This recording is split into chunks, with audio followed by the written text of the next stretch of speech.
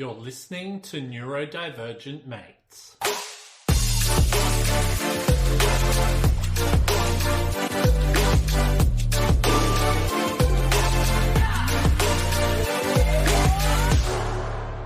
Hello and welcome to another episode of Neurodivergent Mates. I'm your host, Will Wheeler, joined with my main man, Photon John. Kev, what's going on, brother? Working hard today. Very hard. Working hard, mate.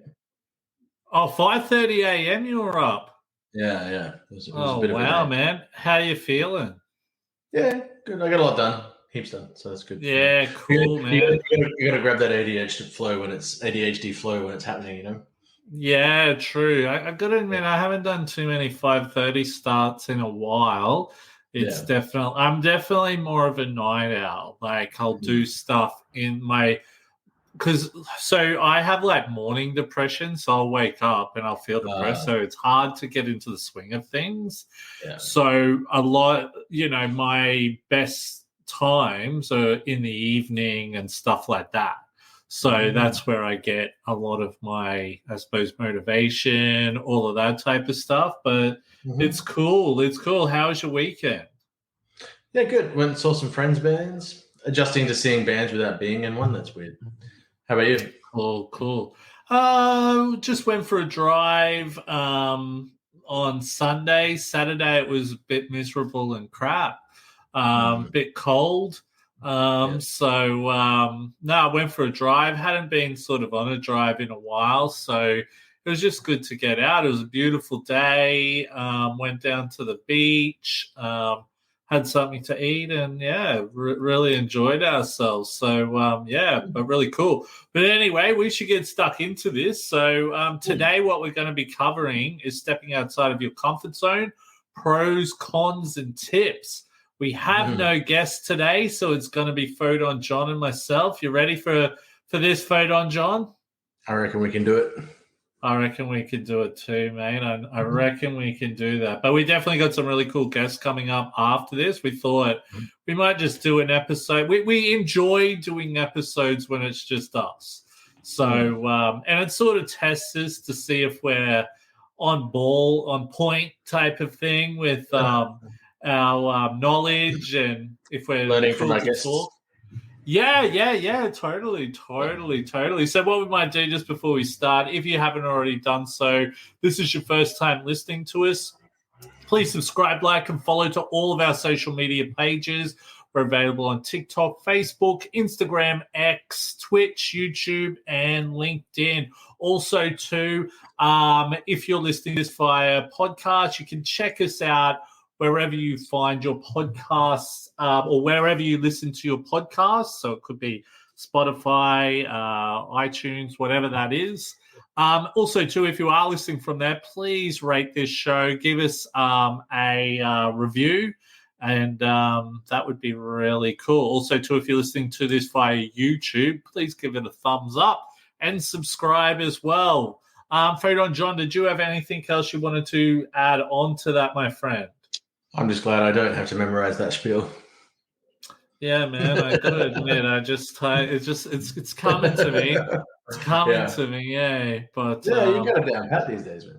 Yeah. It's sometimes hard just to remember the little things, and then you get off, and then you're like, oh, I should have said that, But all good. Also, too, if you've got any questions for us while we're on the live stream like we are now, and I think we've actually got someone coming through. New Orleans. So is it, how do you pronounce that, Photon John? Aaron ZL Culhan, I think. I'm sorry if I didn't pronounce that correctly, but all the way from New Orleans. Yeah. Awesome. Going international. I love it. Actually, we'll put it up on the screen. There we go. Awesome. Thank you so much and I hope you're loving the podcast, by the way. So, our international community, thank you so much there. But we should really get stuck into this. I think a big thing with this, before we get stuck into the questions, all of that, I think when we were sort of sitting down talking about what sort of what should we talk about in this podcast, I said to you, what about stepping outside of your comfort zone? And I think a big thing that we really wanted to get across is that, being neurodivergent, it's not about stepping outside of your comfort zone and then you're going to be that's not the problem. It's not us not stepping outside of our comfort zone, right? It's not like, come on, Kev, if you just step outside of your comfort zone, mate, you won't be autistic anymore. It's that's not what we're sort of coming across as. I think the biggest thing in this podcast and what we wanted to talk about today is, especially being neurodivergent, there's certain times when we're put into certain situations where we have no other alternative but to step outside of our comfort zone. So maybe that is starting a new job, or maybe that is attending a certain event, or going to the shopping center, or whatever that might be. And I think what we really wanted to do was, talk about, what we do in those type of situations where we've been in those types of situations, and maybe some of the effects that's had on us, and probably also too what some of the things are that we do to help us and all of that type of stuff. So we might as well get this show on the road. What do you reckon, Photon John? Let's do it. All right, cool. So let's start with this here. So how life can pull neurodivergent people outside of their comfort zone. So I've spoken a little bit on this. What are your thoughts around this, Photon John? It's funny that there's always a list of situations you can think of, depending on your neurodivergence. But even then, it can depend on the day, and it can depend on where you're at with your mental health at the time. And I saw a cool thing the other day. We was talking about, just speaking from my own perspective, but autism is a spectrum, and that means that doesn't mean everyone's a little bit autistic. It means that different people experience different symptoms differently, and depending on the day of the week, you might be experiencing one of those symptoms more intensely or less intensely, which is where I think a lot of neurotypical people get confused about trying to understand, what it means for us. So, some days I can't wait to go out shopping. And then other days, the idea of leaving the house just fills me with dread, Yeah, totally. So it can really depend on your mood quite a bit. But that isn't always, conducive to what you might need, the way you might need to interact with society to be not successful in like a business sense, although that too, but just in life, you know what I mean? To have a social life, or to get your shopping done, or to do all that kind of stuff. You might be okay with something one day, and you might plan to do it a couple of days later because you're feeling good about it then, and then that day arrives and you're actually not feeling good. How have you been with your career, out of curiosity? Because I think sometimes... Yeah, you go. No, you go. Well, I suppose the biggest thing I see is that when we have life in general, and when I mean life in general, I mean like a private life, when we're going to the shops, when we're catching up with friends, what restaurants we choose to go to, all of that type of stuff, you sort of really do have a bit of a say in all of that, if that makes sense. We can be like, hey, look, I'm not going to go to the shops until this time because I know there won't be as many people there. Or I want to go to this bar because the reason I like going to this bar is because I know it's chilled and there's not loud music and so forth like that. So you've got a lot of options there.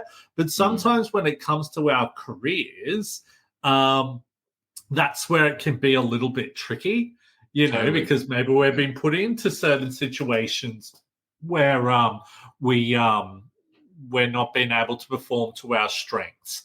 So for example, for me, especially when I'm like teaching or training or whatever I'm doing, I'm presenting and I need a whiteboard or something like that. If I'm having to like write things up on the board, my spelling's shocking, man. So I'm definitely in my Bit of anxiety about that. Look, I think when I was younger I did, but I own it now. Do you know what I mean? So a lot of the time I'll go into certain situations and I'll be like, look, I'm dyslexic, I suck at spelling, writing on the board definitely doesn't work for me. But sometimes I find when I'm teaching, being able to write certain things or, I don't know, draw pictures or whatever that looks like, that really can help me to be able to describe exactly what's happening type of thing. So it can be effective. I think just you've got to learn how that works for you, if that makes sense. Yeah. With my career, it was it's not that I don't like routine because I'm autistic, but I also don't like routine because I'm ADHD, but also because I'm autistic, I like my routine. I don't necessarily function well under an imposed routine. So Monday to Friday, 9 to 5 just did not work for me. And I couldn't do it. But, I tried really hard and I worked for, a bunch of marketing agencies for a long time and pushed myself to do that 9 to 5 thing. But there were some days where I just couldn't do it. I was so burnt out and I would have a week off, and I'm trying to explain to them, I really want the job. I don't want to be doing this to you, but something about this workplace just is not doing it for me. And Clicking, I'm out all the time. Whereas, when I started working for myself and doing things the way that I knew they needed to be done in my job. So I just had ideas outside of the framework of the red tape that you were supposed to work in at the agency I was in, and I wasn't allowed to explore those. So I was sort of being forced to do things the way that I didn't want. So one, doing that, which all worked, by the way, exactly the way that I thought it would. And two, my work hours, my time, working for myself for the last 8 years, it's the only way I can personally work. Because, and even then, like I said before, I will plan to do X, Y, Z on Wednesday, Thursday, Friday, but I might get to Wednesday, Thursday, Friday, and it's a bit of a different story. Work that way. But I'm free to come up with, contingency plans for things like that and work around my mental health and not push myself into the ground doing all of that. But yeah, the thing is, though, I know starting your own business isn't an option for everyone, which is why we need more workplaces that are more understanding, of neurodivergent people and what you can and can't push them to do without, like I said, pushing them into the ground. Yeah, no, that's an interesting thing because, and you know what was interesting? I had to do some training a few weeks ago, and some of it was talking about like, what do you call it? Attending events, right? Yeah. Now, I love attending events, preferably I love attending events where I know I'm going to know people there. So I can at least, hey, Kev, I'll build off from there. Going to an event where I know nobody, now that's anxiety driven right there, but I've learned that that's what works for me. Because I remember back in the day, I'd be attending events and I would be, would you call it not cold calling, but just going there knowing nobody at all. And it was hard. And I didn't realize that, especially networking events, you can definitely go in there and not know anyone and build that. But for me, it works a lot better when I know people there. Because you're able to see other people and start conversations and build off from that type of thing. But also, too, that can depend on the, what do you call it, some of the sectors as well. I've been in some sectors, I won't name them, and man, clicky as, like, where others are, like, embracing. It's so strange how some sectors work and how some don't. It's interesting. Particularly corporate sectors, it's so I feel like they're 20, 30 years behind the rest of the world where just bullying is so accepted. Give me an example. Give me an example because I've been to some really great corporate events. Oh yeah, but there's many. I think the corporate world is really behind the eight ball compared to your average workplace. on encouraging and equal opportunity and that kind of stuff for people with differences. I have to disagree, because I have been to some really good ones that have been I'm very sure. great. Yeah. When you've been to as many as I have, you would get a bit of a better understanding. Yeah, but my 10, 15 plus years in the corporate world, I never experienced anything but just that corporate ladder mentality, the Wall Street kind of thing, But mind you, we're in very different parts of the corporate world, so it could be that. Totally. But I know marketing at least is just full of Silicon Valley sharks. Yeah, you probably would get that. You get a lot of sharks and stuff like that. So many people, because it's a sales background. Yeah, and it's statistically proven. Psychopaths tend to thrive in a lot of corporate environments. Yeah, well, that's a good point. Yeah. But so I felt it was strange because I would be so uniquely good at what I did in that world, and these people would listen to me and be really into my ideas, but couldn't accommodate the way that I worked. Because I wasn't fitting that Silicon Valley corporate go-getter mold that they all wanted to emulate from Google, Well, do you know what, right? It's interesting. Like when I first, and we're sort of probably going a bit off topic here, but who cares? But like, you know what? When I first got into, say, networking, for example, I thought networking was very much about, building your networks and just going up and creating conversation. Everyone wants to talk to you. And it was so interesting. A lot of the people who I would follow, say, on LinkedIn or whatever, who I thought were I suppose, came across as very inspiring people. It was interesting once I sort of met them that I was like, these aren't my people. Do you know what I mean? Or I felt like I had to conform to their level or who they wanted me to be. And it wasn't, and I learned pretty quick that, to really succeed, I needed to be myself. And there's a lot of other people who are like me to be able to network with. It's just trying to find those people. That's definitely the hard part. Now, it's actually interesting because I'm in talks with, I was only just speaking to my business partner about this today. And I was talking about like investors and stuff like that. Now, the thing is, I can go do all these pitches to investors, all of that type of stuff.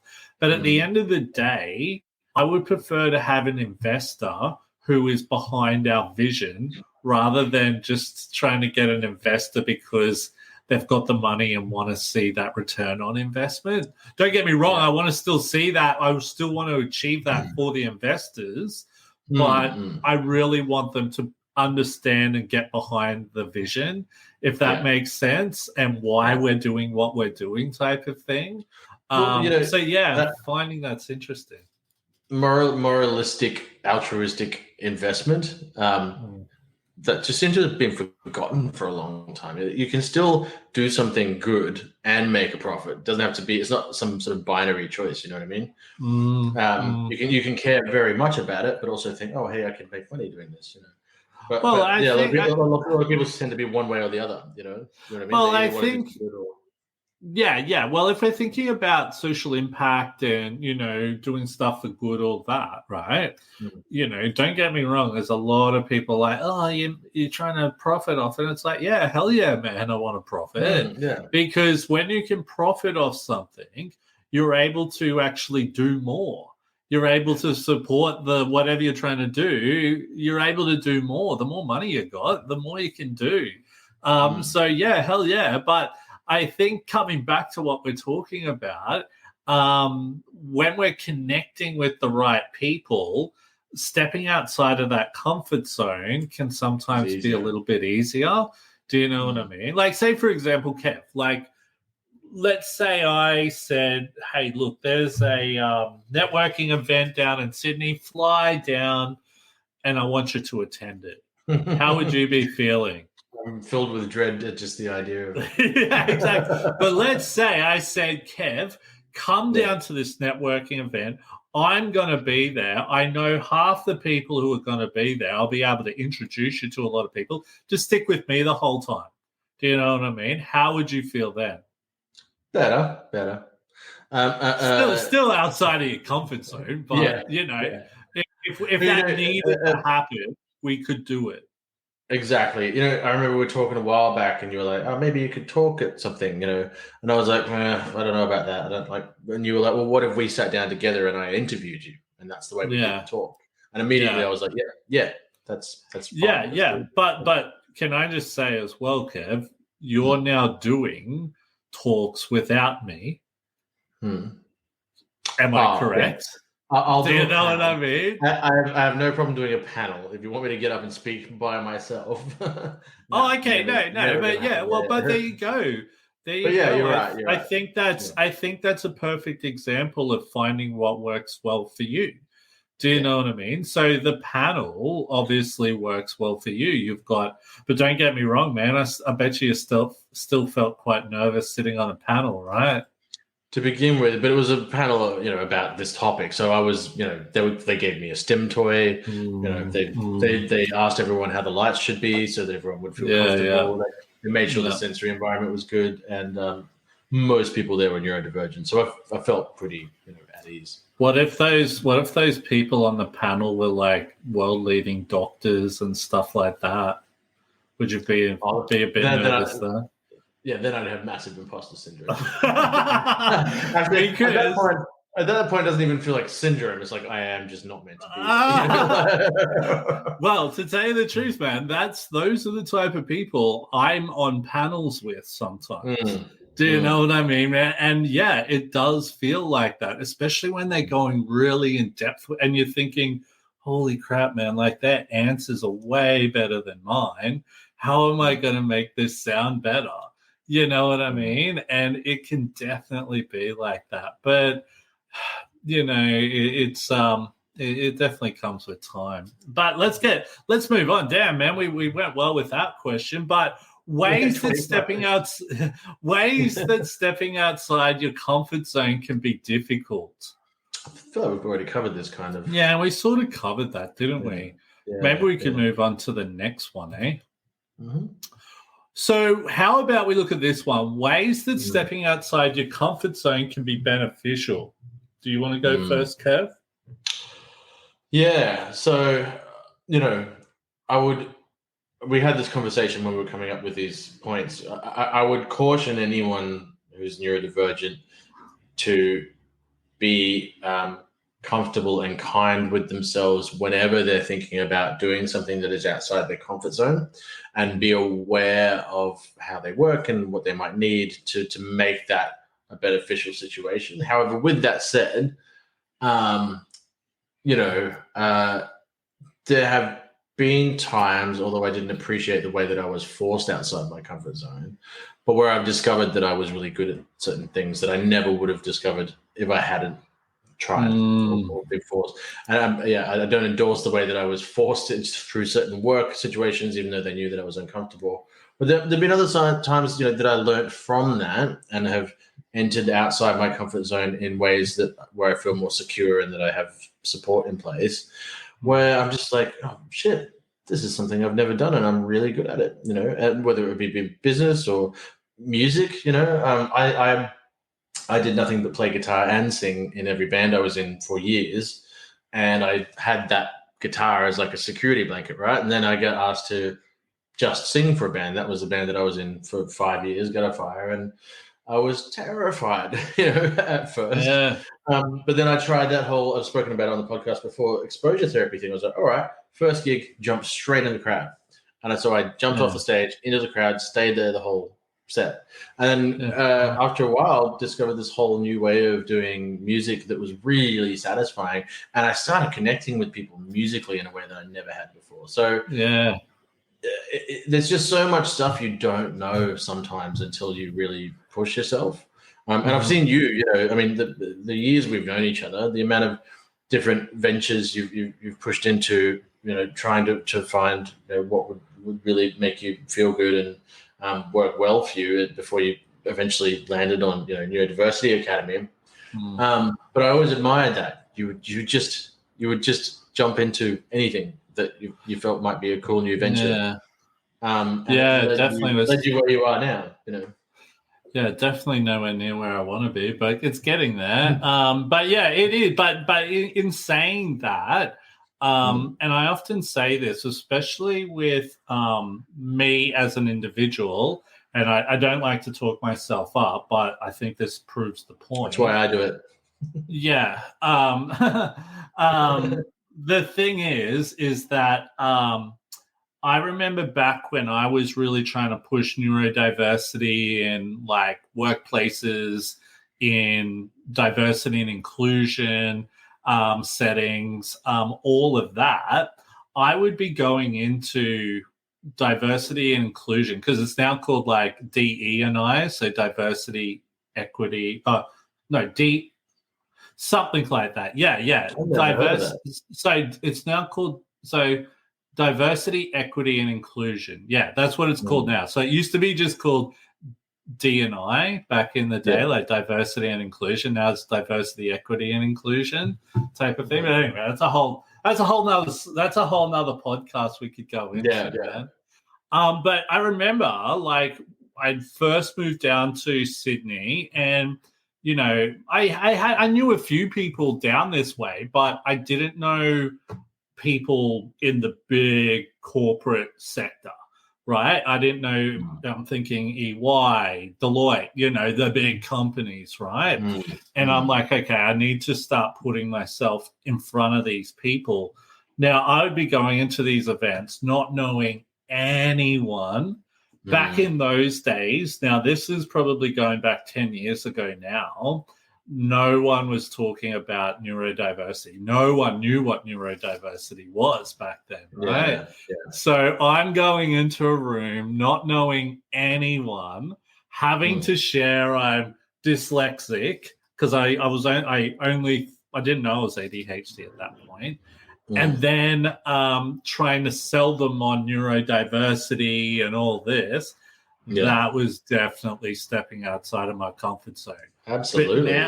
Oh man, I remember like getting home like burnt out and all that because it was almost like it was sort of scary. But what I found, it built my confidence. Now the cool thing with doing that. Now that was years ago. I'm now getting people coming to me saying, like, yeah, man, if you need to speak to someone, go speak to Will. You know what I mean? Like there's companies who are reputable companies in this field out there. They're going over them and coming straight to me because I'm seen as like what's the word I'm looking for? The man. If that's the go-to person, the the technical term, yes, the man. Yeah. And if it wasn't for me really stepping outside of that comfort zone at the time, now I can tell you right now, there was times where I was doing that, and it was very not confronting, but daunting. And I remember like catching the train back to where I was living in Sydney back at the time and feeling really gutted almost. Do you know what I mean? Like, almost, well, I suppose for me, I saw neurodiversity as this great thing, which I still do. And I see all of these great things about it. And when I would go into these places, I'd be so passionate about it. And I'd be so passionate about it. And I think for me is that I was expecting people to go, oh, wow, yeah, definitely need this. But it wasn't like that at all. It was sort of like... Took about 10 years to get to that point. Yeah, man. It was sort of like, what are you talking about? And but it was sort of like... for that long, man. Like, yeah, well, the thing was, it was sort of like... It was sort... And this is a perfect example of what it was like. It was like no one cares, No one cares about neurodiversity. And this is what I tell a lot of people, like the amount of doors I've had slammed in my face trying to really build that. If I had $1 for every time a door had been slammed in my face, man, I'd be one rich dude, man. And when you keep getting that happening, man, it's so hard to remain motivated, you know? So, but now, you know, it's sort of changing. I'm getting those people are now coming to me. I'm speaking at like pretty big conferences, and these conferences are coming to me. It's not me applying for them. They're coming to me, you know? I'm connecting some dots here. So we're seeing a pattern, and it's that, you know, as neurodivergent people, when we have an idea or a belief or like a moral or ethical something that we want to hold to, we tend to believe that really strongly. And I think those, you know, listening to what you're saying and thinking about what I was saying, those are the things that can make it worth it, pushing yourself outside your comfort zone. If you really, because if you can end up in a place like I have with the way that I can work now, like you have with pushing for, you know, inclusion, it'll make all that worth it, you know, so long as on the journey there, you remain self-aware and don't burn yourself out, and you know, work within your parameters, and don't turn that effort into a negative. As long as you get there, it's, you know, you can, it'll be worth it. I think the thing is, especially for me, I was like, yeah, all right, this should only take me about 6 months. That was 10 years ago. You know what I mean, man? And it's sort of like I'm you know, like even with Neurodiversity Academy, like I'm starting to get some big wins happening, which may help me to be able to work in it full time shortly. You know, fingers crossed, right? And that's through blood, sweat, and tears. Definitely stepping outside of my comfort zone, but and this is the thing, people don't see the struggle to get to that as well. I definitely get the struggle, and I admire the struggle now, but it's not easy. And when people are like, oh, you know, someone might take your idea, it's like, good luck. Good luck if you can take that idea, man, because you're not going to be able to build it the way we built it, type of thing. People have tried to build it the way you built it. And they've totally. So, you know, but you know what really did help me, I think, was, yes, I was building my brand. I was trying to really get into the corporate world and surround myself around that and really make a mark in that space. But I was also building my, I suppose, brand or person I am within the neurodiversity community. So a lot of people were reaching out to me going, man, thank you so much for everything you're doing. Just seeing you talking about that, you know, helps me, you know. And I actually wrote a blog about this yesterday, right? It's up on LinkedIn. Yeah. I wrote about how I'm not very good at taking compliments. Like, I love giving compliments, but I feel like a bit of a dick when someone gives me a compliment, because it feels like, don't give me the compliment, man. You're the one, you know what I mean? But in saying that, when people would reach out to me and give me compliments, going, thank you so much for all what you're doing. You're doing an amazing job, or whatever, right? Yeah. That actually, for me, it helped me to go, you know what? I'm not doing this for me. I'm not going into all of these events and getting shut down because of me. I'm doing this because I'm doing it for these people. I'm doing it for a bigger cause here, type of thing. And that's what helped me to stick to it, if that makes sense. Yeah. So it's about the people I'm trying to help, not about me. So it's I feel like a human punching bag, but you know, so just that's how it sort of rolls. The old cliche about neurodivergent people not having empathy, it's a bunch of crap. I mean, I'm in I'm in one of the sharkiest industries you can get. I'm in marketing, right? The devil. And I am all about genuinely wanting to help people. So I've never met businesses because I know I can do it. I have this skill, right? And I want to help. And I love it, when I see someone succeed. Man.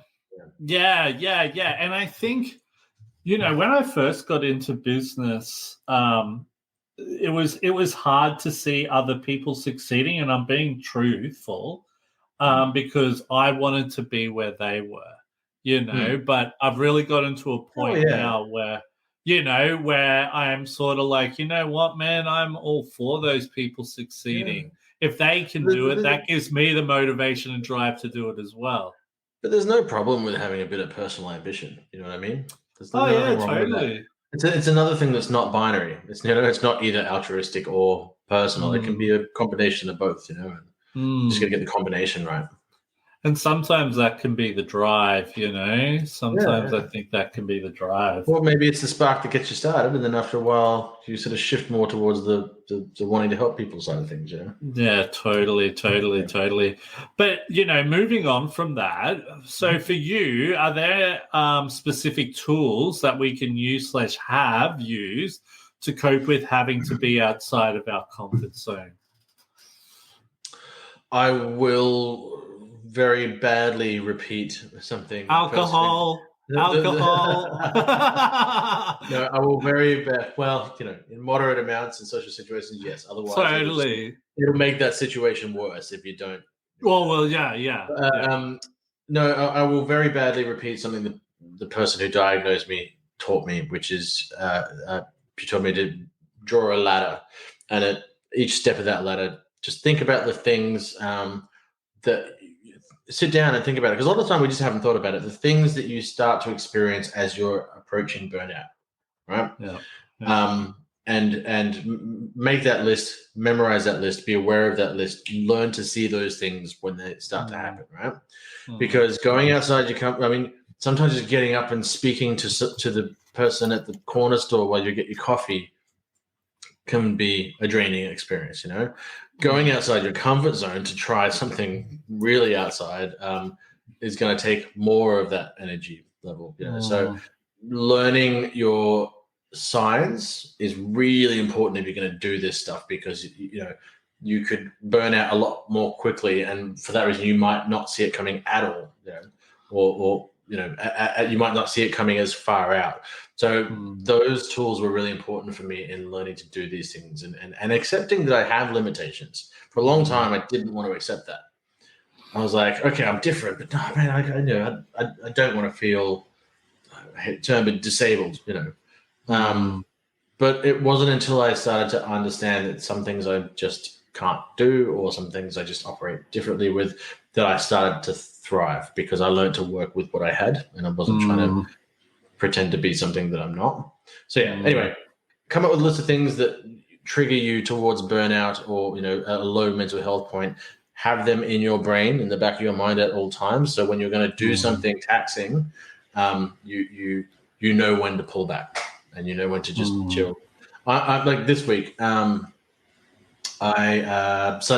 Yesterday, I didn't do anything. I stayed at home by myself in a dark room playing video games, right? Because I knew that I had a lot of work today. I had to do the podcast today. I've got a lot of work to do tomorrow, and it wouldn't be, even though because I live across from the beach, I wanted to go to the beach and have a beer. But I knew that if I did that, I'd be socialized, and then I'd get home, go to bed, and wake up without that downtime. Do you have people call you up going, "Oh, Kev, we're over at the pub. You should come across"? Thankfully, not now that I don't live in the city. Yeah. Oh, okay. Yeah. That's my friends are keen to have me out for a beer, but not keen enough that they'll ask me to drive 40 minutes away to. Oh, okay. Yeah. Well, that's probably a good thing, right? But you know what? I found that when I moved, so for people who come from Brisbane, I'm sure we'd be aware of this. There's this whole north side and south side of Brisbane rivalry thing. Did you ever realize that, Kev? Well, I live on the north side now, and I grew Yeah, up. yeah, but like people from I like the I north grew up on the side. south side. Yeah, well, I grew up I, on the south side as well, yeah, but yeah. I So now, lived over the north. Did yeah, live a little bit over on the and you north just hear side. people talking about the I south was like, side. oh, I could never live on the north side. I Yeah, could and never live on the south side. yeah, It's yeah. Oh, weird. It's weird. Logan. Well, okay, Well, settle what I down. was sort of, what I Settle was down, sort of, Redcliffe. You're not that much better than Logan. yeah. But what I was sort of getting at is Yeah. that when I moved from the south side to north side, none of my friends would come and visit me. It was like, oh, Mm, you know what I mean? mm, And there was sort of some goods and bads to that. yeah. One, no one would ever come and visit me, and I would go over to the south side sometimes, and I was sort of like, So the good side to it was that no one ever came to visit me. The bad side to it was that no one ever came to visit me. well, I, I think the thing, well, yeah, if you look at it that way, but there was a few factors. So back in those days, I was still having big problems with drug and alcohol and stuff like Mm, that. So people not coming and visiting me was probably a good thing because it was getting me away from all that. yeah. But it was also a bad thing because I wasn't socially interacting with people because I didn't know Mm, anyone. And as you get older, it's so difficult to meet new people. So I was just struggling. mm, And yeah, I wanted to break away from a lot of my old life. But when you need. Honestly, I suggest if you're trying to break away from your old life, old people who didn't really add value to your life, definitely mm, have some plan in place where you will be interacting and socializing with new people. If that's mm, volunteering or mm.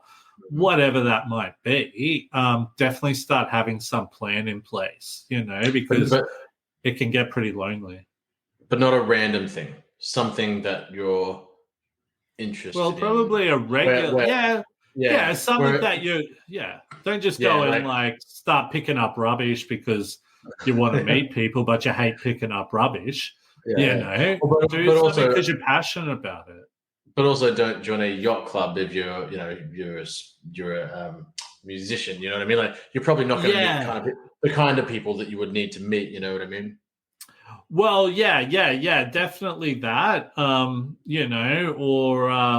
yeah, definitely that. I think for me, the biggest thing for me was volunteering, and so I did volunteering for an organization called Rosie's, and Mm. Rosie's. So what they would do every My day. sister works with Does them. your sister do stuff with Rosie's, does she? Mm. Oh, Yeah. cool. Yeah, Rosie's is awesome. Shout out to any Rosie's listeners if they're listening. You guys Mm. are awesome.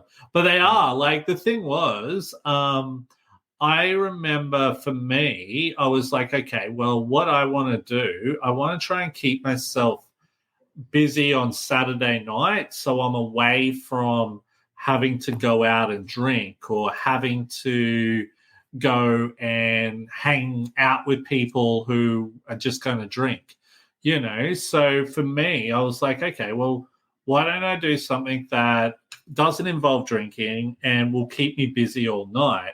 So Rosie's goes out and gives out like coffees and food to the homeless, all that, sets up like a van, and then you just sit there, hand out some coffees, do all that, and then speak to everyone, And do you know? It's funny talking about stepping outside of your comfort zone.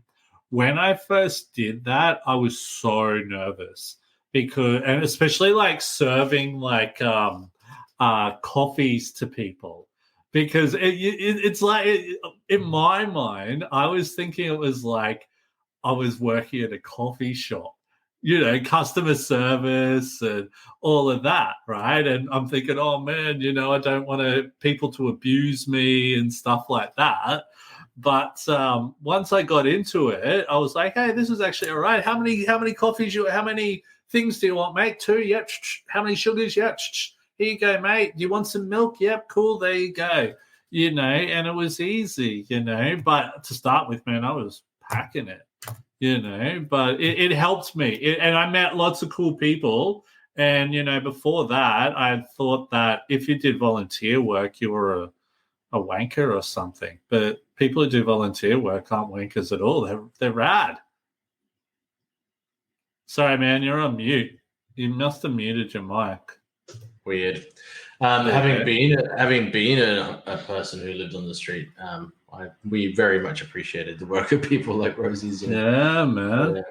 Yeah. It was cool. Like, don't get me wrong. Like, I'll share a story. It was the funniest thing. Like, because what you find is, especially with homeless people, is that when you're seen as helping out the homeless community, right, they'll have your back. They'll have your back, man. Like, because they'll be like, oh, man, like, say if something kicks off and all the homeless people will just come out and be like, look, leave Will alone. He's helping us and all that type of stuff. So, you don't need to be scared or anything like that. And I remember I was telling my wife, right, this is a funny story. I'm like, when I first met her, I said, I do volunteer work on the weekends and it's really cool. It's really safe, nothing ever happens, we just hand out some stuff and there's never any problems. And I remember like we pulled the van up because I said to my wife, I said, well, why don't you come? She was my girlfriend back then. And I said, why don't you come to volunteering with me? You might really enjoy it. And she's like, yeah, all right. And she did all the training, all that. Then she came to the night, and the first night, right? Well, the first night we get there and some dude bottles someone in the head and there's blood everywhere, man. Glass everywhere. Cops come. There's fire brigade, police everywhere. My wife, my girlfriend at the time, she's running around going, oh my God, freaking out. And I'm just there. Was that when you counted down and just went, so, hey, you want to get married? well, no, not that. But, like, the funniest thing was I was sort of, because, like, stuff does happen, but I don't get worried. And I was just there talking to all the other people, like, hey, man, what's going on? And I'm seeing, like, the ambulance and all that going on. And because I'd seen all of that stuff before, I knew it was under control. I didn't think, oh, man, I've got to run around. She's freaking out. Yeah, she's freaking out, man. And I'm just there talking to, like, my homeless friends and all of that stuff, man. And it was hilarious, man. But it wasn't hilarious that the guy got bottled in the head and there was blood everywhere. But, like, just the way we both approached it. Because, like, for anyone, it was just weird because I had told her that, nothing ever kicks off. But this night, all of this stuff kicked off. It was hilarious. Yeah. But anyway, that's a whole nother story. But we should move on. We're actually getting through this pretty well. Hopefully everyone's enjoying the podcast. Got any questions there? Got any questions? Please shoot through. Now, how could society create more supportive environments for us to try new things, do you think, Photon John? I think when it comes to our personal lives as neurodivergent people, it's kind of, it's not just on us, but, speaking up for ourselves, creating spaces for ourselves, hanging out with each other is a good, trying new things with other people who also struggle with new things is a great way to do it.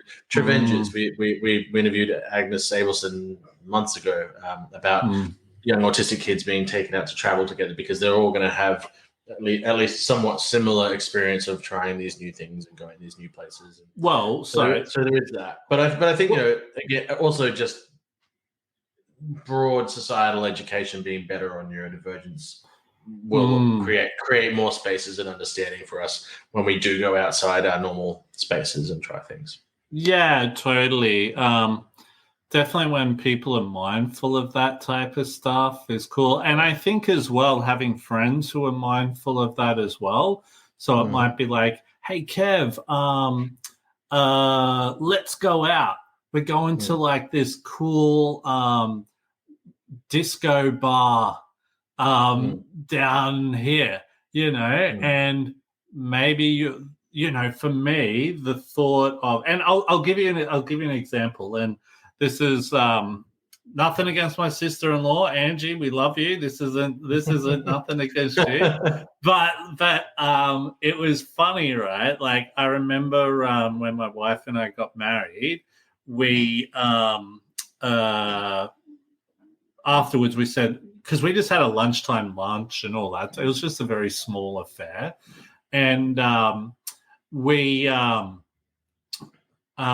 then afterwards we had our lunch. My parents had gone home, and then Angie, she had flown all the way from Ireland to come to the wedding, and my brother and his wife were there, and my sister-in-law's friend, she had come, so my brother's wife's friend, she had come and all that. And I remember do you know that like bar, there's like in like Queen Street Mall, how there's that hotel right across from the Maya Center, right in the city, and it's got a pool and a bar like right up. I've swum in that pool. Yeah. I'm pretty. Yeah. So we were staying there, right? And at night there, like it's chilled out as, really cool place. So for me, sensory overload was perfect. It was awesome. But, my sister-in-law, she wanted to go out and go to a pub that was packed full of people and all of that, with a live band playing and all of that. And I was just thinking, I thought, okay, let's do this because, she wants to go out and, we haven't seen her for a while. It'd be great to hang out with her. So I went and did it. But, man, it was just so difficult for me, but the Lennon place, or somewhere else in the valley. So we left there, right, and went to what's the Irish bar in the city there on the corner, right across the road? Irish Murphys. Yeah, there, right? And I hate the place, to tell you the truth. It's just 3 levels of drunk. Yeah, I'm drunken idiots, man. But it was just not. So it would have been cool, like if people, when people understand, hey, look, we're better off to go here because this is going to be better for these people. Or have a really cool pub that, even if it was owned by a bigger thing and wanted more people in, had a cool sensory area. You know what I mean? Well, it could be. Do you know what, right? Maybe that's a bit much to ask, but I would love that, Yeah, totally.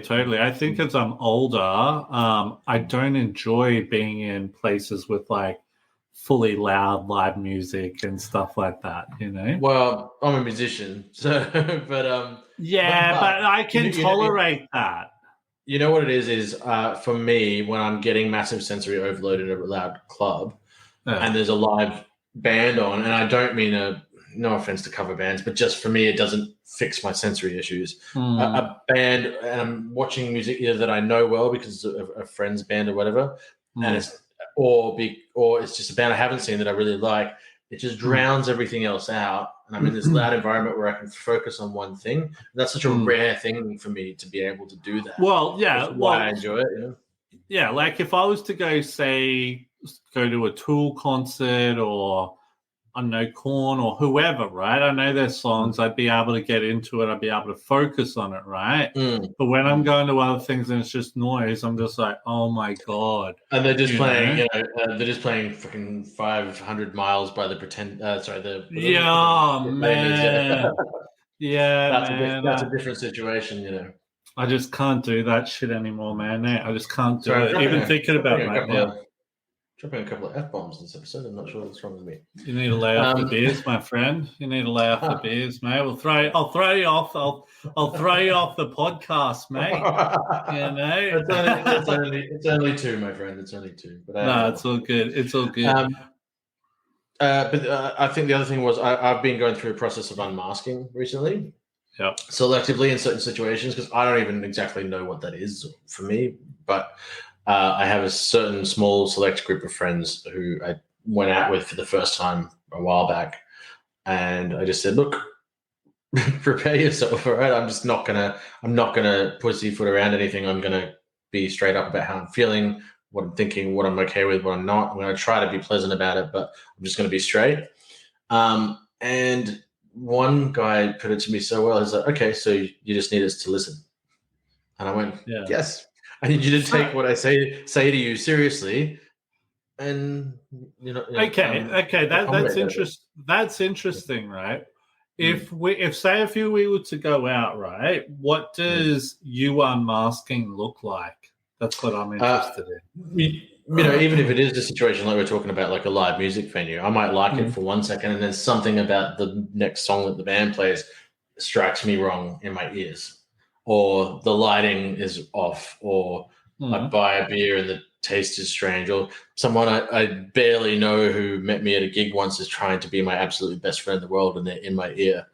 I'm just not gonna pretend to be okay with those things. I'll be like, okay, I'm having Mm. issues right now. I need to get out of this room. I And need what to, do you do in yeah. that case? Like, say I'm there, your mate. Hmm. What do I need to do? It's just I'm curious. Uh, Literally, that happened that night. There was some guy I'd met him at a gig one time, and I didn't want to be rude. I mean, I appreciate everyone who appreciates the music that I do, but Mm. he just some people who have seen you live and enjoyed you live, they think because they enjoyed you and they're telling you they enjoyed you that they're entitled to something about you, Mm. like your Mm. time or your attention. And it's like, well, maybe not, dude. Like yes, I like that we connected musically, but it doesn't Mm. mean that I need to sit here and have you yell in my ear all night when I have weird sensory issues. You know what I mean?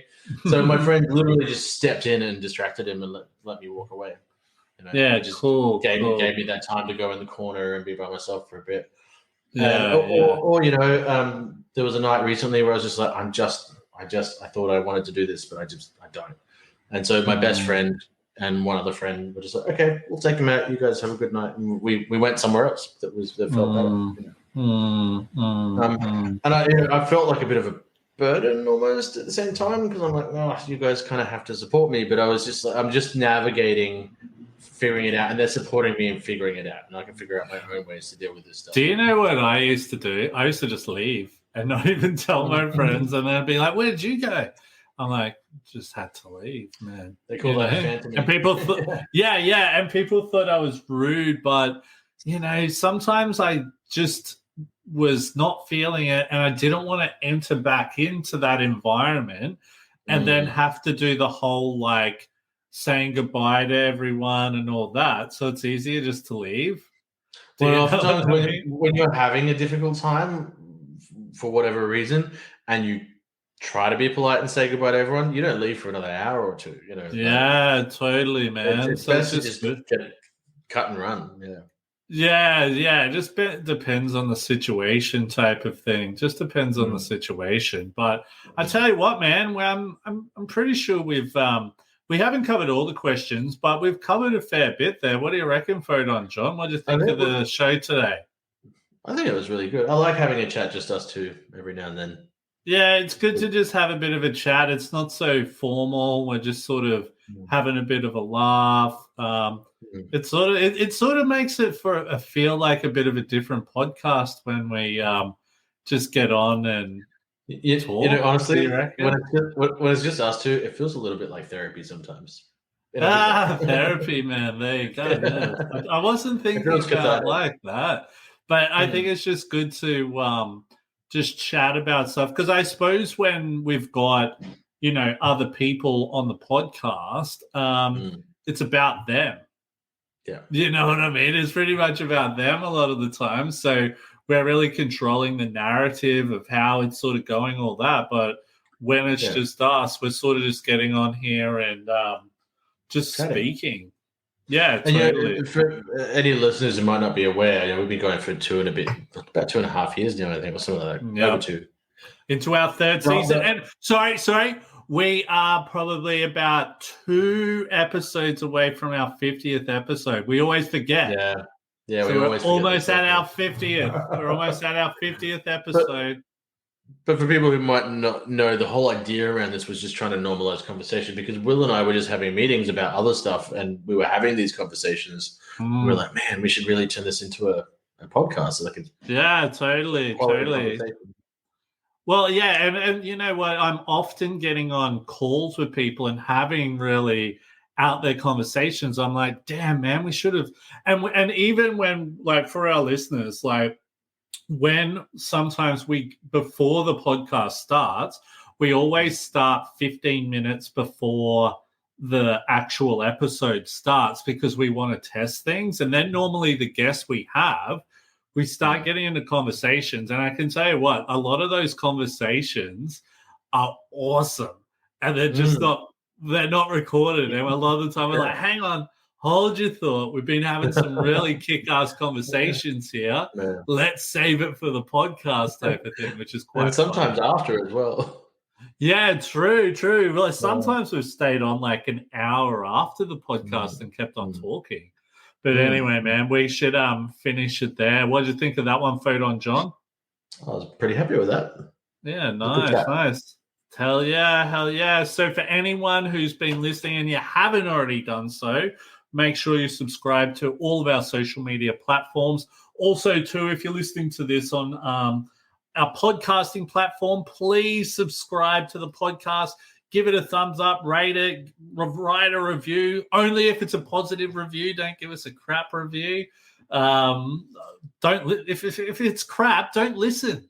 You know what I mean? Don't write us a crap review. Just don't listen. You know what I mean? So that's probably the best bet, you know. But all good. Awesome job there today, Photon John.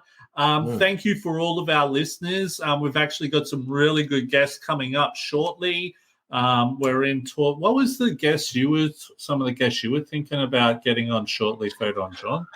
We have someone who's doing a lot of research into substance use in aged care facilities. Yeah, that sounds cool. And harm reduction. And she's also sort of focusing on her journey as a neurodivergent person studying such an intense topic. Yeah, interesting. I've also got and another person I've actually been I'm interested in getting on shortly is a sex worker within the NDIS. I think that would be a really interesting topic to be talking about. So we're really interested in that, and I think we've got someone coming on about women ADHD and leadership. Man, just so many awesome people coming on. Yeah, neurodivergence, intersectionality with transgender, like a whole bunch of stuff. So. Hell yeah, man. So heaps of cool stuff. So make sure you subscribe and make sure you rate it. Please rate it. I can't say it anymore because that's what helps with the algorithm to get us out there more and get more listeners. So the more we've got, the more people can listen. My name's Will Wheeler. Thank you so much for listening today. Here with my co-host, Photon John, and this is Neurodivergent Mates. Till next time.